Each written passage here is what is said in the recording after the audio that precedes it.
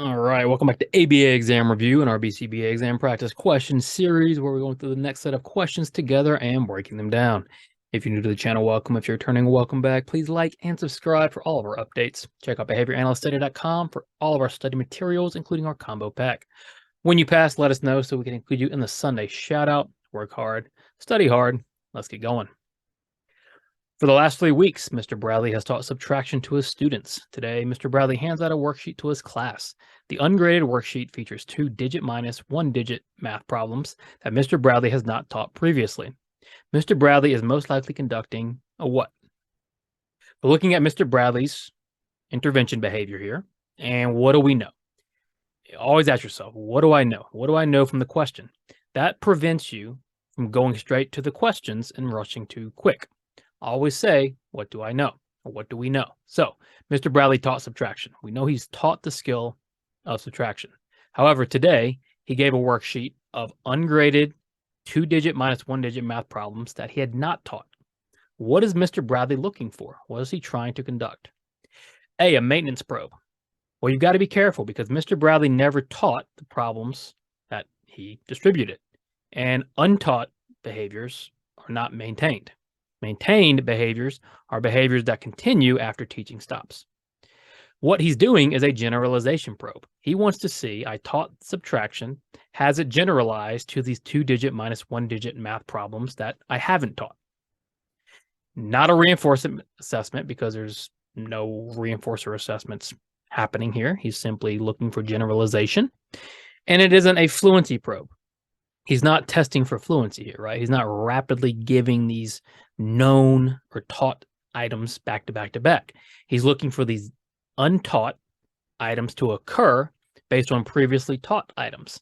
And when that happens, what do we call that? Well, we call that generalization. So Mr. Bradley is most likely conducting a generalization probe. Joel is walking down the street when he suddenly sees several people running in the opposite direction. He then sees a swarm of zombies heading right for him. Joel immediately turns and runs the other way. The swarm of zombies functions as a what?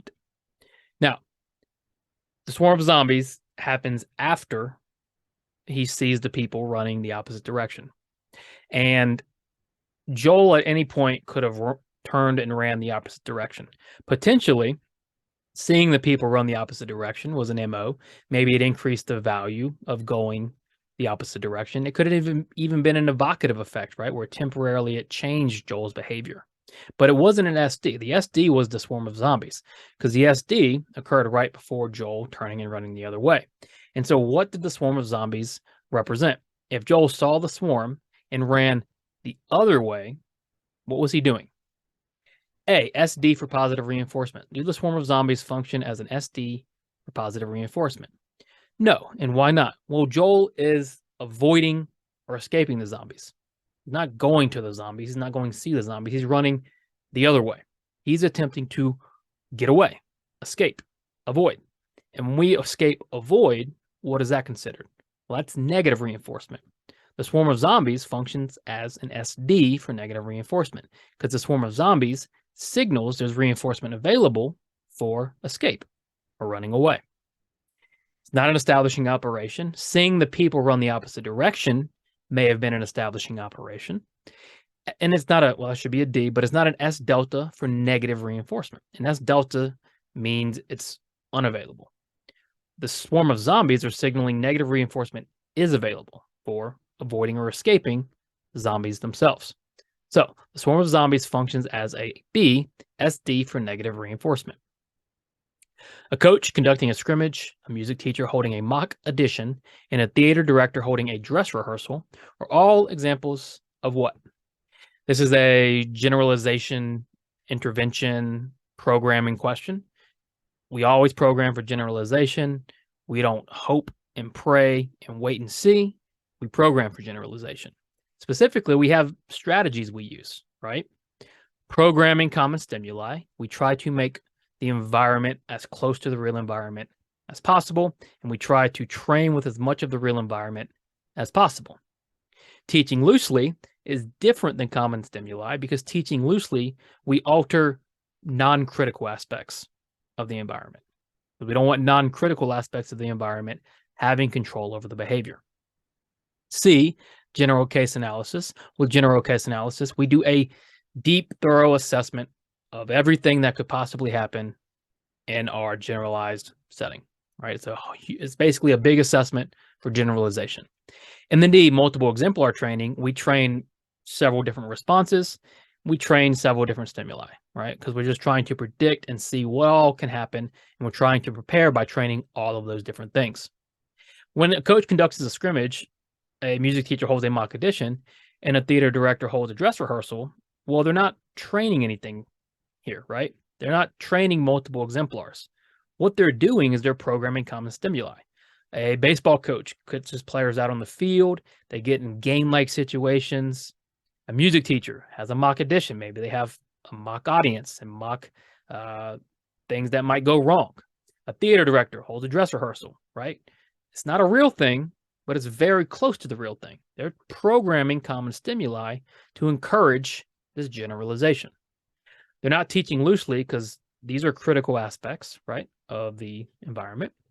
And it isn't a general case analysis because we're not analyzing the case. At this point, we're programming common stimuli, especially for the dress rehearsal. Think about a dress rehearsal where they are practicing their lines and they're running through the play as if it was a real thing.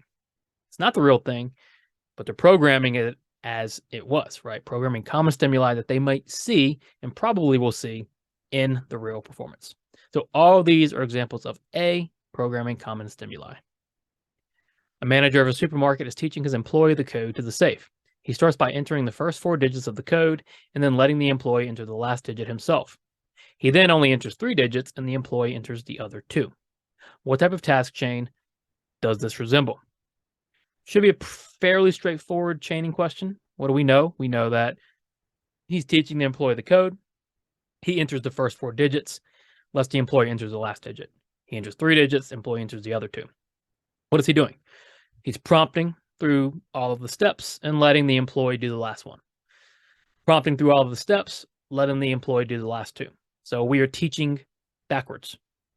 Forward chaining, he would let the employee enter the first code and prompt to the rest. Total task, he would teach the whole code all at once. And the behavior chain interrupt strategy might occur when the chain is known and maybe he impedes entering the code for some reason, right? What is occurring here, though, is we're backwards training. We're prompting through the behavior and then letting the employee enter the last digit himself, and then progressing by only 3 digits, employee enters the last 2 himself, so on, so forth.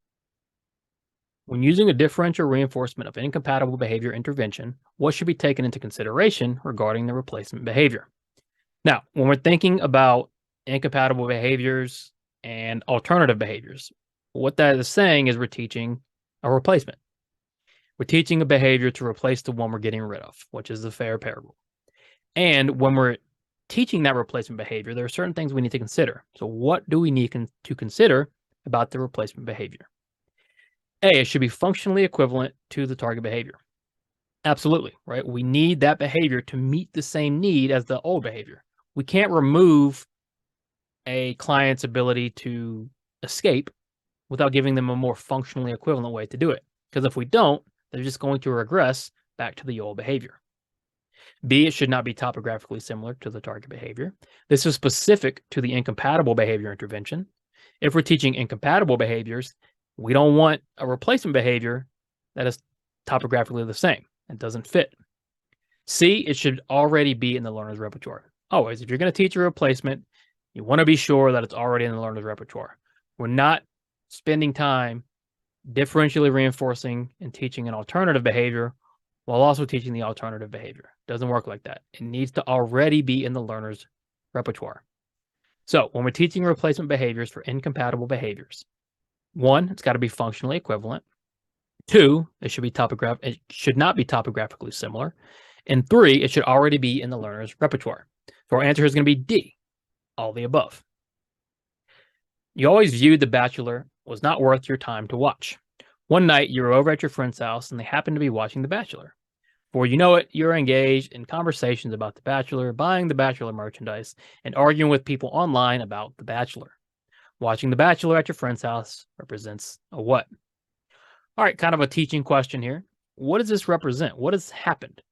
Well, all of a sudden, you've had a pretty significant long-term change in your behavior. And why? Well, you've contacted all these new contingencies, conversations, merchandise, going on the internet, talking about it. All these new contingencies have opened up to you. And why? Well, because you watched The Bachelor once.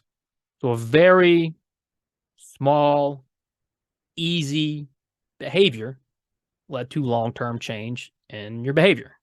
And what is that called? Well, it's a behavior trap. A short or a small, easy to get into change in behavior leads to a long-term, significant change in behavior. So just by watching The Bachelor, you're now engaging in conversations, buying merchandise, and arguing with people online. The example they use in Cooper is a bowling team where a guy does not like to bowl. He thinks bowling is not fun. He is then asked one night to fill in for somebody, so he goes. He ends up loving it. He buys bowling balls and bowling shirts, and he joins leagues. That's a behavior trap. Easy to get into, extremely hard to escape from. Not bootleg reinforcement. Bootleg reinforcement is obtaining reinforcement without engaging in the proper response. Not an unintended consequence. It's a behavior trap. Indeed, none of the above. So watching The Bachelor at your friend's house represents a behavior trap. My daughter comes home from school after a week of testing. I ask her, how did you do on your science exams? She says, I got an A and a B. My behavior represents a what? So in verbal operant questions, always identify speakers and listeners. In this case, I'm looking at my behavior. So I'm looking at my speaking behavior.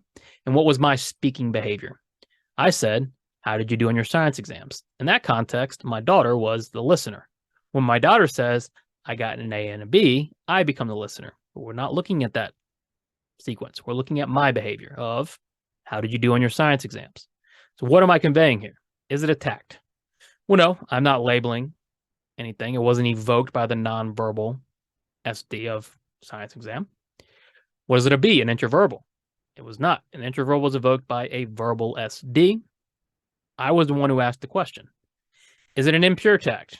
It's not an impure tact, right? It's not a tact. And then D, manned. It is a manned. Why? Well, because I'm making a request. How did you do on your science exams? And the request was due to a motivating operation that is present. My daughter's saying, I got an A and B. Now she's engaging in an interverbal. If I tell her, that's great, now I'm engaging in an interverbal. But my initial behavior of how did you do on your science exam simply represents a manned. Naturalistic teaching is most effective in an environment that does what?